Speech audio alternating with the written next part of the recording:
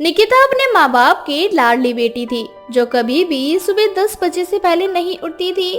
वो आज सुबह के 6 बजे ही उठ जाती है और अपनी माँ कौशल्या से कहती है, माँ उठो, आप इतनी देर कैसे सो सकती हैं? आप तो 5 बजे उठ जाती हो ना।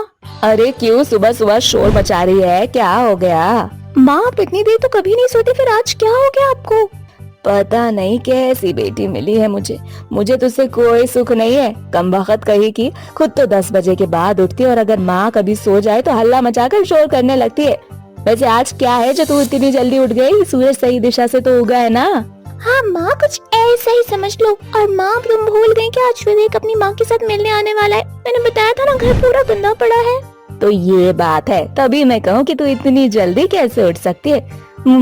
तुझे तो मेरी फिक्र सताती है नहीं। तूने तो अपने लिए लड़का पसंद कर लिया, पर तेरी लेट सोने की आदत कहीं तुझ पर भारी ना पड़ जाए और तेरे साथ तुझे लात मार के वापस मेरे पास ना भेज दे। अच्छा तो ये बात है, इसलिए आज आप घोड़ी बेच कर सो रही हो? क्यों, सही कहा ना मैंने? ऐसा कुछ नहीं है बेटा, हर माँ चाहती है कि उसकी बेटी का घर बस जाए और मैं भी यही चाहती हूँ। बस आज मैं आराम से चैन की नींद सो रही थी क्योंकि तूने अपने लिए खुद लड़का पसंद किया है और मुझे उम्मीद है कि तेरे सुबह लेट उठने से तेरी सास को कोई एतराज नहीं होगा, और होगा भी तो तेरा पति तेरे साथ खड़ा रहेगा। और वैसे भी आज संडे है तो घर पर सब है, इसीलिए मैंने सोचा देर तक सो जाती हूँ। और फिक्र मत कर, मैंने विवेक की माँ से बात कर ली है, वो शाम को आएगा। हमारे पास पूरा दिन रखा है घर के कामकाज करने के लिए। माँ आपको मुझे पहले बताना चाहिए था। आपको पता मैं कितनी परेशान हो गई। मैंने सोचा कि मेरी वजह से आपको परेशानी ना हो जाए, इसलिए मैंने 3 बजे का अलार्म लगा दिया और 3 बजे से कंटिन्यू 6 बजे तक अलार्म बजता रहा। तब जाकर मैंने आँख खोली और उठने के बाद मुझे पता चला कि हमारे पास बहुत समय। कोई बात नहीं बेटा, अगर जल्दी उठ भी गई तो जल्दी काम खत्म कर ले। इतना बोलकर कौशल्या निकिता की इन हरकतों पर हंसने लगती है।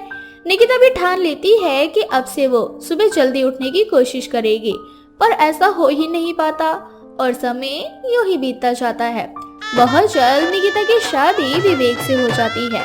शादी होने के बाद ससुराल में निकिता का आज पहला दिन था और वो पहले ही दिन लेट नहीं होना चाहती थी, इसलिए वो विवेक से कहती है, विवेक आज मेरा ससुराल में पहला दिन है।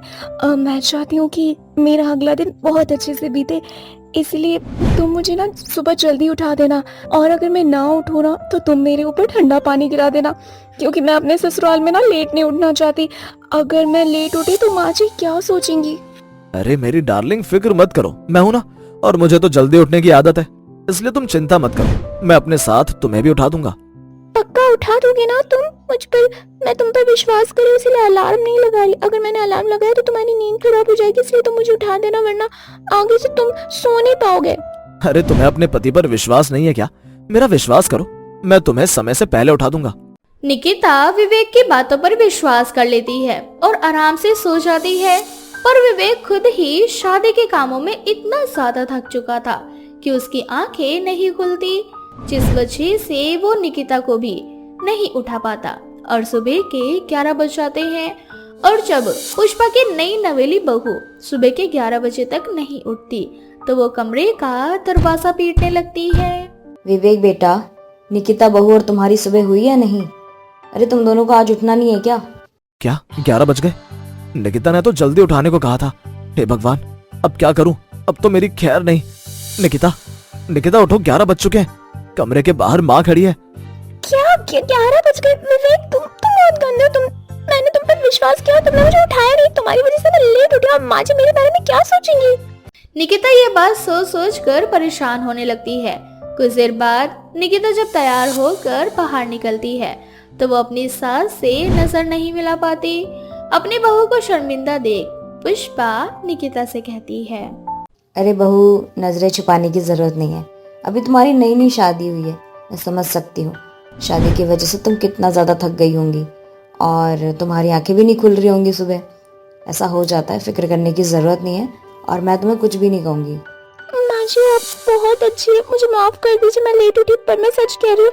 मैंने विवेक को कहा था कि मुझे उठा दे, पर उनकी भी आंख नहीं खुली। कोई बात नहीं बहू, तू फिक्र मत कर, सब ठीक है। इतना बोलकर पुष्पा वहाँ से चली जाती है।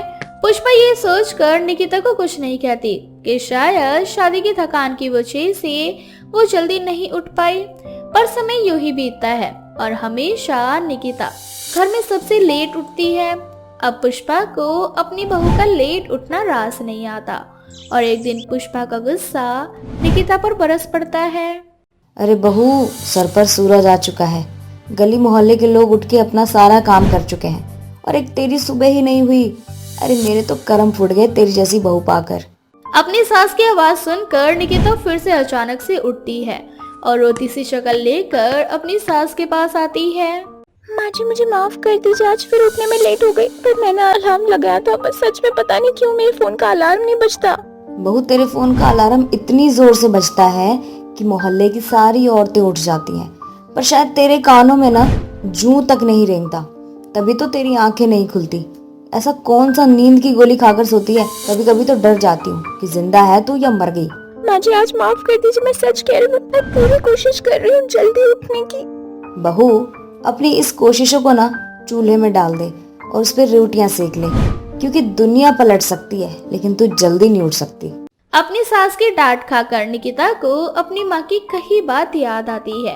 निकिता अपनी तरफ से पूरी कोशिश करती थी कि वो ससुराल में जल्दी उठ सके, पर उसकी आंख 10 या 11 बजे से पहले नहीं खुलती।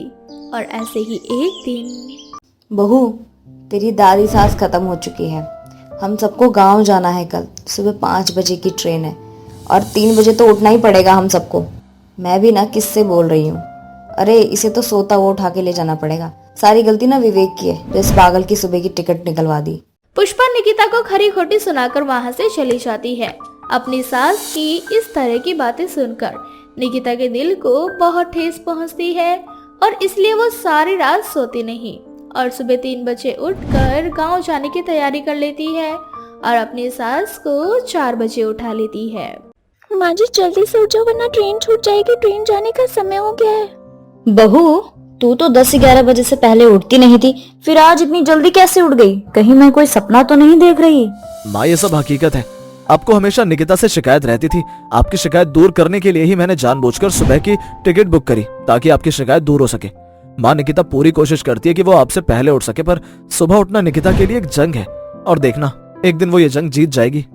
सब कुछ ठीक है, पर मुझे विश्वास नहीं हो रहा कि बहू इतनी जल्दी कैसे उठ गई। माँ, उठता तो वो है ना जो सोता है। बेचारी निकिता पूरी रात नहीं सोई, ये सोचकर कि कहीं सुबह उसकी वजह से हमारी ट्रेन न छूट जाए। अब जल्दी से चलो वरना आपकी वजह से हमारी ट्रेन छूट जाएगी। ये सब देखकर पुष्पा को अपनी बहू को बोले हर कड़वे शब्द के लिए बुरा लगता है, जिसके बाद वो कभी भी निकिता को जल्दी उठने के लिए नहीं कहती, बल्कि खुद उसे जल्दी उठाने की कोशिश करती है और धीरे धीरे निकिता सुबह जल्दी उठना सीख जाती है।